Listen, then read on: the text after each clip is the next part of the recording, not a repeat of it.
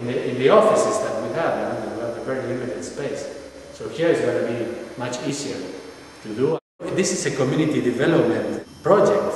We are developing a corner here. We started 2 years ago. This was caving in, piles of garbage this high. We clean up everything, So by July 31st, we are buying the building. So that will be our this is going to be our permanent home forever and ever of Centro Latino. And in the meantime, I'm building also in the back. There is an addition that maybe what it is a concrete floor, no? But we're building from inside out, and that's going to be the Public Health and Social Services office and some other, how do you say, little cubicles to other, for an intern or things like that. It's huge. It's really big.